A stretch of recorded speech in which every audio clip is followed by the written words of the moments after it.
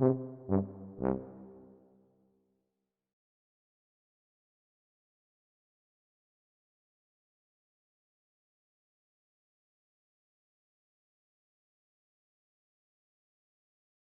you all for joining us today on our panel, which is about creative bureaucracy and soft power.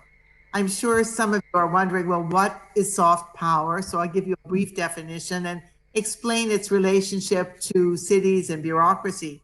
Soft power is the ability to exercise and impact behavior through influence, persuasion, and agenda setting. So it's very contrary to the way of exercising power through force. Now, it's often observed that countries build walls while cities build bridges. And this is especially true in the period that we're living in today of mass migration. You know, cities are banding together to exercise their collective soft power to reach out to migrants and protect the poor, to fight climate change, to enable trade, and I think particularly from a cultural perspective, which is our perspective today, to further the creation of new meanings. So I'm really happy at a time when it's mostly mayors who get the credit for being soft power leaders to introduce three incredible bureaucrats who are extraordinarily creative. And I call them the soft power bureaucrats because they make it all happen. My colleagues on the panel today are from three different countries. We're starting with Michelle Boone, who is from the United States. She's going to introduce herself in a moment. Then Ananji Singh from India, who's also going to introduce himself. And finally, Sally Han from Canada. So I'm going to turn the panel to my panelists, and then we're going to have a presentation from each of them, and we'll have a discussion together and hopefully involve you, our wonderful audience. Michelle. Great. Thank you, Gail. And thank you all for tuning in and participating and watching our session. I'm really thrilled to be here. I'm here as a recovering bureaucrat. I no longer work for the city of Chicago, but during my time there, I had the great pleasure and good fortune to be involved in the launch of a new festival event, the Chicago Architecture Biennial. Chicago is one of the major cities in the United States, and the city has become known as a festival city. Since the early 80s, Chicago has developed and presented many festivals, music festivals, blues, jazz, even a world music festival, big food festival, the Taste of Chicago. And so I was appointed in 2011 by the newly elected mayor, Rahm Emanuel, as the commissioner for the Department of Cultural Affairs and Special Events. And very quickly, one of the things that the mayor wanted to do was to really tap into Chicago's cultural history and its assets to develop a new festival program that could become a platform for expanding tourism. Tourism is a very important economic driver for the city of Chicago. And in the summer, the city is just abuzz and alive with people that are visiting Chicago from all over the world. And many of them come to attend and participate in our festivals. And so we began a process of looking at what are the cultural riches and assets that are known or identifiers for Chicago globally. And very quickly, with the assistance of Lord Cultural Resources, we landed on the idea of doing an architecture festival. That Chicago has a reputation around the world for being the home of modernism in architecture. And yet there really hadn't been anything done on a large international scale to showcase and really celebrate this rich history of architecture in our city. And with the support of the mayor's office, we went to visit the administrators and the people responsible for the granddaddy of them all, the Venice Architecture Biennial, Biennale, and tried to learn from them. And it was quite interesting when we found that Chicago had actually been an inspiration for the Venice Architecture and Art Biennale. in speaking with the leadership there, it was a bureaucrat from Venice that had traveled to Chicago for the World's Fair, which was all about exploring tomorrow, the future. And he went back to Italy and said, you know, Italy is too consumed with the past. We must be about the future. And that was the birth of the Biennale there. So we thought this was a good omen for us that we were on the right track. If Venice found inspiration in Chicago, we could certainly find inspiration from them. And in 2015, we launched the very first Chicago Architecture Biennial. This was a showcase of ideas, projects, artworks, and programs from leading architects across the globe. We just completed the third iteration of the Architecture Biennial in 2019, and it has welcomed the one installation last year welcomed over 1.5 million guests from all over. Unlike other biennials around the world, our event is free to the public. It's held in our historic Chicago Cultural Center, but we also partner and collaborate with other entities, other city entities and venues to really make it a citywide celebration of architecture. It was great having the mayor be such a champion for the event and helping with the launch.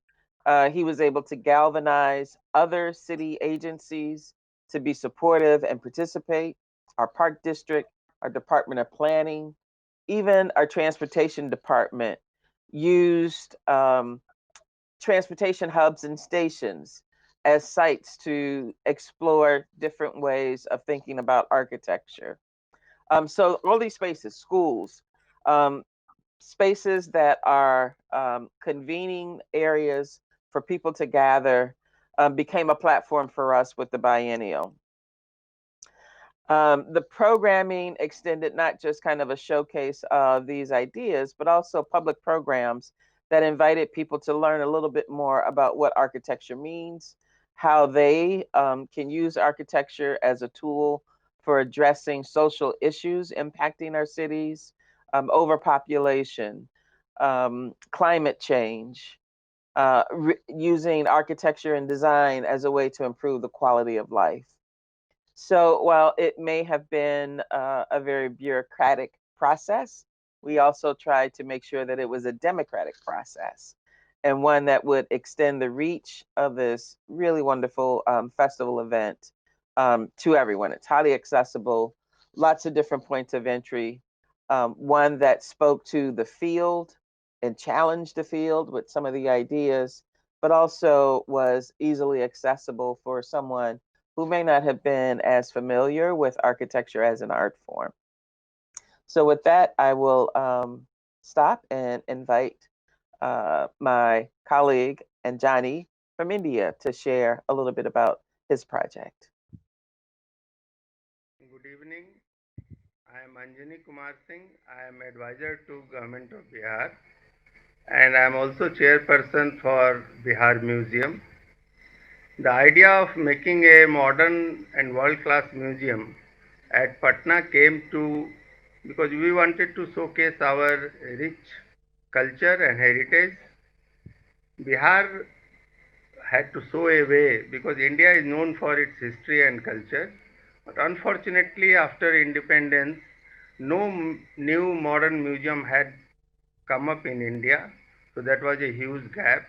And we wanted to showcase the rich history of the country and our state. A story of Bihar is a story of India. Patliputra, which is today's Patna, which is our capital. When Patliputra was capital of India, the geographical boundary of India was bigger than what it is today. So we wanted to showcase the whole development, historical development, and our ancient history. With that in mind, we planned to develop our museum. We also wanted to develop our soft power by focusing more on art, culture, tourism, education. Education was very close to us because Bihar was known for education and we had universities like Nalanda, Vikramshila, very famous universities where people from different countries came for education. We now want to make Patna a city of museums. We have now Bihar Museum. We had from before our a museum on Lord Buddha, Buddha Museum, and Old Patna Museum. That Old Patna Museum is being converted into a modern and contemporary museum. So the idea is that these museums will play a catalytic role in our way of development, that is developing our soft power. To making a modern and world-class museum, we required a good, strong international team. So we invited Lord as concept consultant. We had world-famous Maki and Associates from Japan as architect, and fabricators were from Singapore. Because for last 50, 60 years, no new museum was made in India, so we didn't had experience. So we had to borrow from different countries. I visited various museums in the world. I went to US, I went to whole of Europe, and tried to bring good practices from those places to our museum. I was right in the beginning, I was appointed as a nodal officer for this museum and was given this task of implementation of this project. I was very lucky because I had a very visionary chief minister in my state, and fund was no constraint, and I was allowed to develop it as a real good world-class international museum. Uh, but any good project has some roadblocks. We also had some roadblocks. Like some people were arguing that Bihar is not a very rich state. So many people were arguing that this money which we are spending on museum should be spent on infrastructure, road, etc. Our argument was that development of infrastructure and expenditure on education, health, etc. will take place, but we require Bihar Museum because that is give a new way of development for our state. If you see our museum, which is functional now, we have a focus on our diaspora. People from Bihar went to various places like Mauritius, Fiji, Suriname, Trinidad, and they contributed in creation of those countries. So we wanted to showcase, those relationships, how they went, what they did, what was their music, food, everything. So that type of cultural ties still exists. That we wanted to showcase. So we are focusing on diaspora. Our folk culture is very important. Folk art is very important. So for that we have a separate independent section. Our population is very young population. We have a youthful population. So another focus is on children. So there is a huge children section, and we are also highlighting our Bihari cuisine because we wanted to show to the world that what type of food and what are the things that we grow, how things are, how Bihari cuisine is becoming important now in nationally or even internationally. We find that our museum, when we started making this museum, we were very clear that only making museums in Patna will not do. So we'll have simultaneously, we'll have to develop our district museums. So we also worked on that. Now we have a networking of museums and cultural centers. Our museum is an experience museum. When I was making it, I wanted to make it more like a Papillon Center in Paris, not like Louvre, not only collection of artifacts, where real experiential museum where artists go, youth go, music people go, film people go. So now it has become developed as a very nice cultural hub. Thank you. I will request the next speaker now. Thank you very much. And Sally, your turn. Greetings. I'm so delighted to join you all from the city of Toronto. We're the largest city in Canada and the fourth largest city in North America, of about approximately 2.9 million people and a regional metropolitan area of around 6 million. And the reason I mention these things is that the city of Toronto has sort of more recently joined the global ranks of cultural cities, I would say, in the last really 25 years or so. But the city itself is on lands that were originally stewarded by many, many indigenous nations, including the Haudenosaunee, the Wendat, the Anishinaabe, and most recently the Mississaugas of the Credit.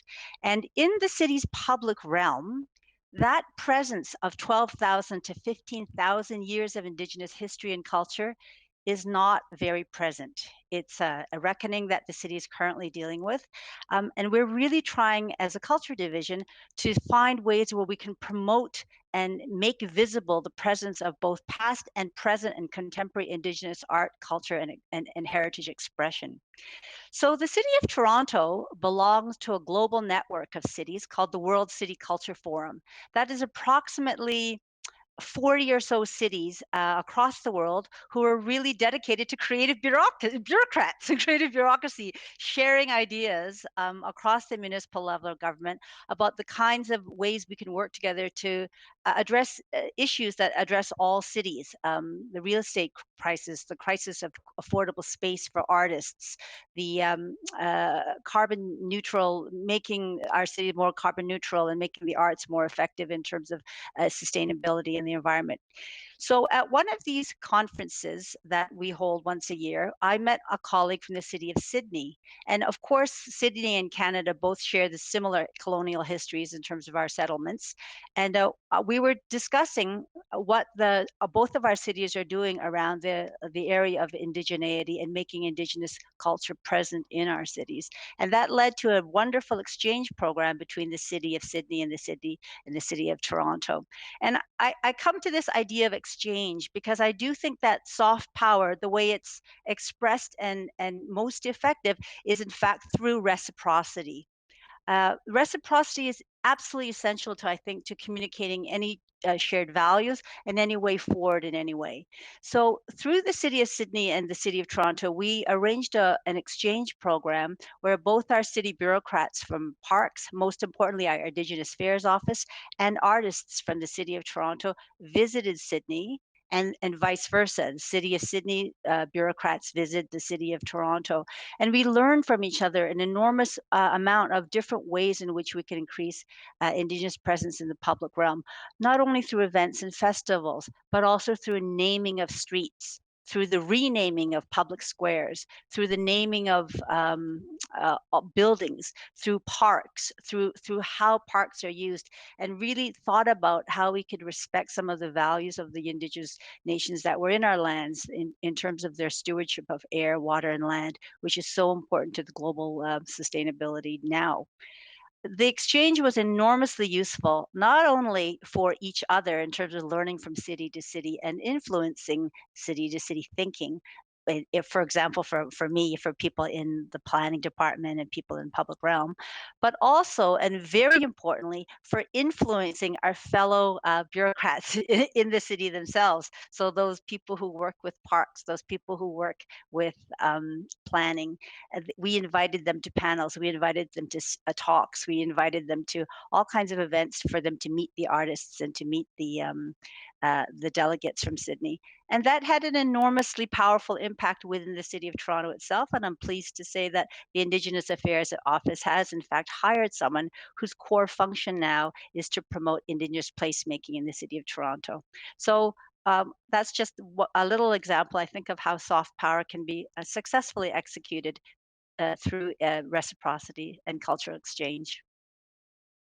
Well, thank you so very much, Sally. That was tremendous. And I guess I'd like to say that speaking as a consultant, my name is Gail Lord, and I'm president of Lord Cultural Resources. I'm thrilled to work with Michelle, Angie, and to live in Toronto, where we have creative bureaucrats like Sally.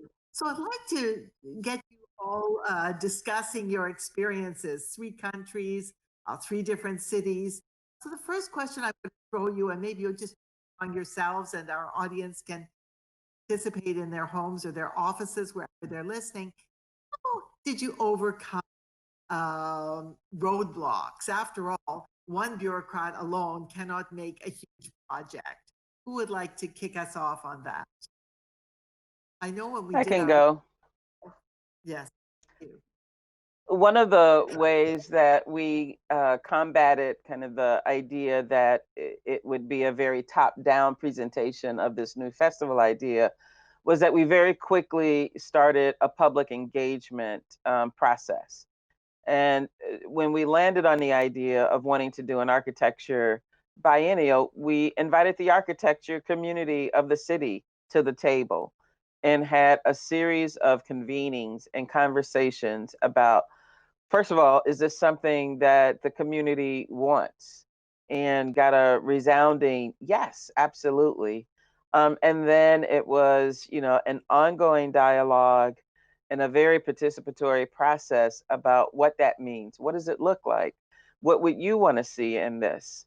But it wasn't just speaking to the professionals in the field, but also with students of architecture, designers, other colleagues in different city agencies, and just general stakeholders. So I think having these kind of, on the ground conversations with those who we had hoped to engage once the program was presented was really, really critical in shaping the event and also helping, the so-called bureaucrats um, come to the table from a more informed place and to really work with what the people wanted based on what we heard from them.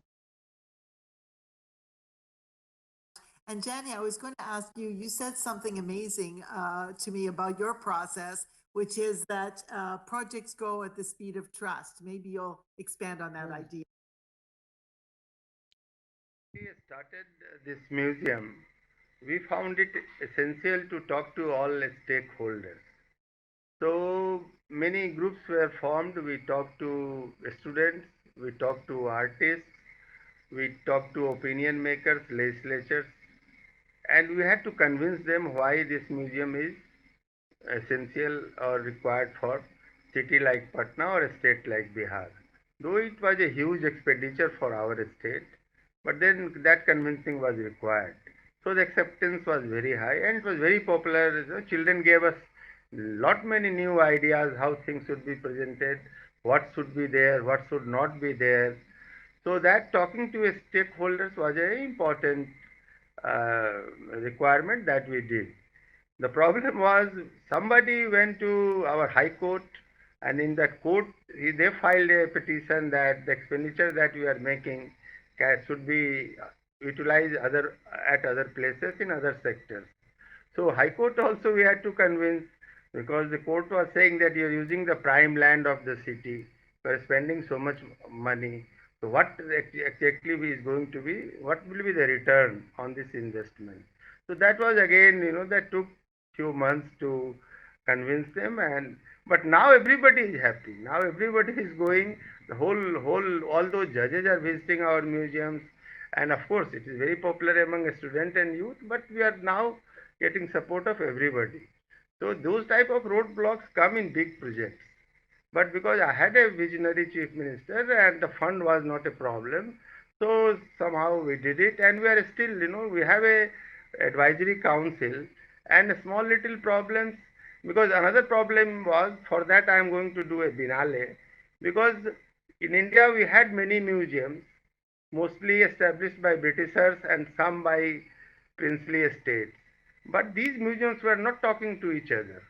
They had beautiful collections, but there was nothing like a whole composite India type of thing. That's why this year we are going to, in the month of March, we will have a museum biennale. And in the next edition, we are planning to make it international, because we want to talk to each other, share each other's experience, and benefit from each other. So these type of problems, one of location, because of location in Bihar, and second was that Bihar is not a very rich state and could not afford, normally cannot afford, expenditure on these museums. Thanks so very much. I particularly liked a comment you made, and maybe we'll come back to it, which is that progress comes at the speed of trust. And so, maybe you could pick up on that, because you've already told us how you won your fellow bureaucrats. How did you build trust? Because Indigenous relations are very problematic in our country. Absolutely. I think one of the key things that allowed this project to happen was, first of all, that the project itself aligned with the priorities of the mayor and council. So, by pursuing this kind of project, it already had at a policy level very much support from the mayor's office down. And I think that for sort of key projects, you have to make sure that your project aligns with what the overall objectives and priorities of your administration are. Obviously, we're a democracy and we have to serve the people that were elected to serve the people. So that's a key part. The other thing is always money, right? And so the other way that we made this possible was by ensuring that the funding for this program, essentially, paying for international travel for bureaucrats, especially cities to do international travel, is not always going to be popular. So the actual travel expenses, both the accommodation and all of the flights for our exchange, was covered through the Google Foundation for the Arts and the Bloomberg Foundation, and it was actually both of those institutions that actually covered the expenses. So although everyone else who was working was either on salary or honoraria, um, we were actually our expenses were actually covered, and that makes an enormous difference. So I do think that creative bureaucrats always find ways to bring something to the table. With regards to the trust factor, that takes time and that takes research and that takes developing the relationships first. So one of the things that we certainly learned both on our tours and on Sydney's tour back is that having taken the time to sort of define our joint objectives and really meet each other like this over a lot of phone calls first made a huge difference. And we actually did the exchange because um, trust allows there to be honesty, and the honesty allows there to be real exchange.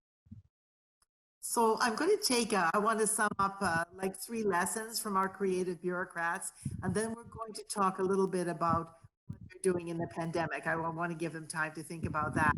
So I think first of all, creative bureaucrats have a vision. They don't leave the vision to others, they themselves have a vision. The second is they consult widely. I feel this is a rather 21st century approach. And I think that it's impressive that in 3 cases in 3 countries, in 3 very large cities, they consulted broadly with the professionals, with the community, and with the people who would be affected by it. And the third, they take a huge amount of initiative in winning over their colleagues around the table of the cabinet, of winning support from funding authorities and making it happen. So I hope this is helpful, and I want to congratulate them all. Now, the big challenge at the moment is a worldwide pandemic, and 3 countries, 3 cities, 3 creative bureaucrats. It involves soft power too. Maybe you could talk about what you're doing and how you're responding in the cultural sector, of course. And Jenny, I don't mind. Fine, good, yes. Yeah, please go ahead. Oh, I said I don't mind jumping in quickly. Obviously, like every other city, we are trying to do as much as possible. We've put out rapid relief funds to help artists in the arts community. One of the more creative things, however, we've done is we extended a property tax class for live music venues. So we had a property tax class created for not-for-profit arts organizations, but during this pandemic, clearly some of the devastation has been in the commercial sector. And with a large support from counselors and the audience, we've actually put in a tax measure which gave 50% property tax relief to music venues, small music venues that met a set of criteria. So that was quite an exciting and interesting policy piece, which we plan to extend further. And I would say one of the most interesting approaches now is that where people can and will be able to participate in arts is in public art outdoors, where people can socially distance safely, and they don't have to gather in large groups to still have an interesting and meaningful experience, culture engagement. So one of the things that we had planned previous to the pandemic was in fact the year of public art called Artworks TO in the city of Toronto. And what we've done, in fact, is bumped up that programming and really tried to make sure that everyone is going to be aware of it, since we're aware that maybe next year that may be for the public at large some of the best ways to engage it with the city's culture in terms of performance, murals, and of course public art sculptures and installations.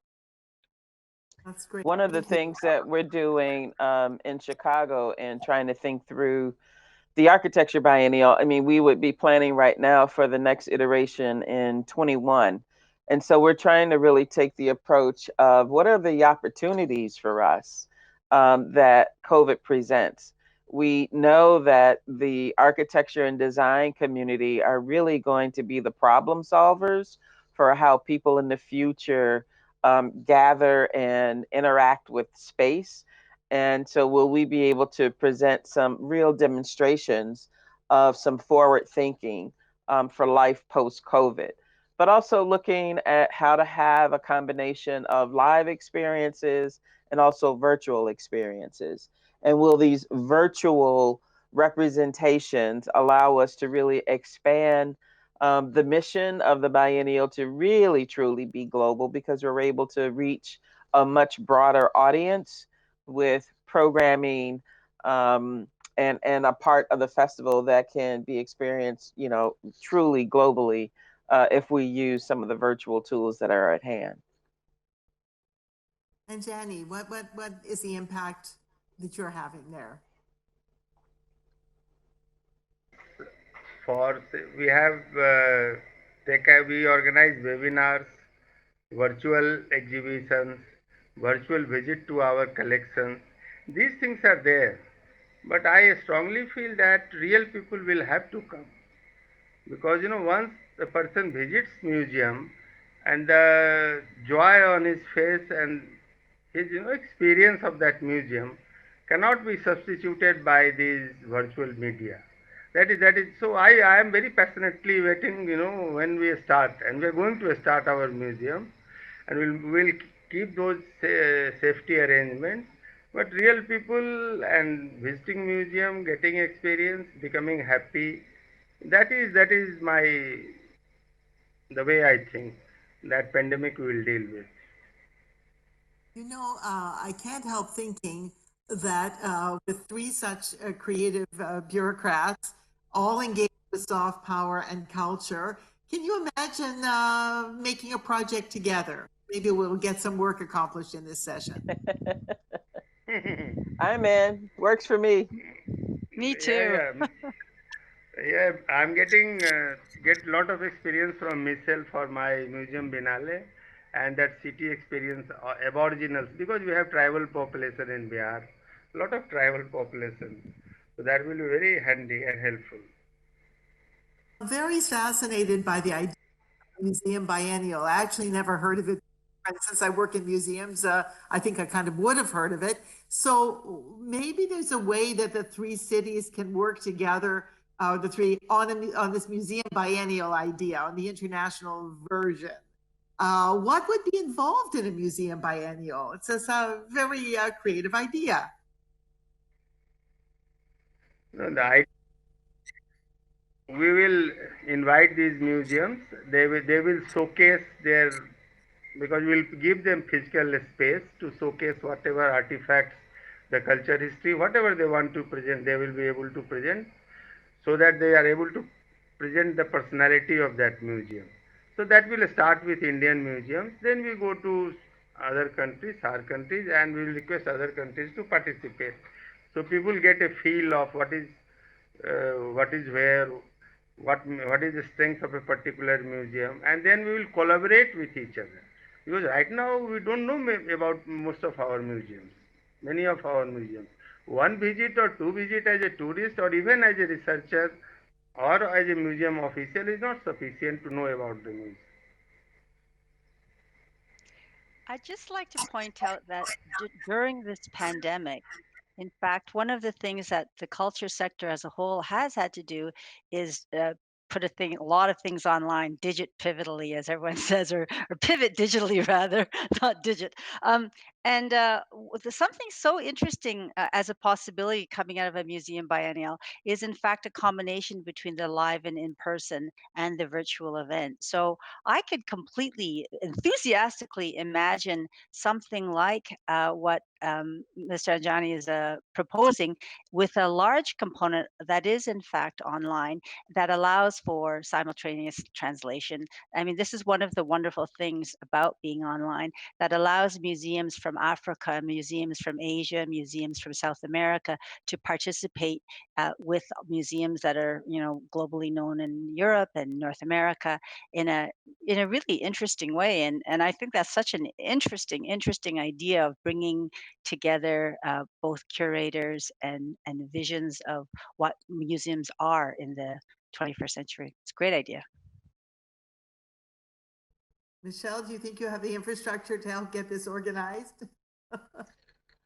Well, absolutely. I mean, Chicago is home to some great museums. What I love about it is the idea of this kind of collaborative sharing among institutions, and the way it can possibly change how the public thinks about museums, from kind of the grand temples of culture to house museums or university museums. I mean, there's so many different categories, and anything that can be done to make museums more accessible to people, to help the public understand better what it takes to actually run a museum or to have a museum. What are the jobs? Jobs are going to be so critical post-COVID. Is this an opportunity to really strengthen the sector of the museum world by having something like this international museum biennial? So I think it's a brilliant idea, and it could be really, really exciting. Well, I second, third, and fourth the motion, and I hope that we've started a support network for you and Jani around the world. It's interesting because, of course, it's a great example of soft power. Museums collaborating internationally, whether they're big or small, colonial, post-colonial, not competing but collaborating. And imagine in our cities, all of which have diverse cultures. If you're from Africa living in Toronto or Chicago or in Bihar for that matter, able to see what's happening in museums in your own country since you left it. So I think it's a fantastic example of soft power. I think we're just thrilled to have had this wonderful panel. And I want to thank you all. And I want to thank our organizers for inviting us. So thank you. Thank you. Thank you for the Thank invitation. you.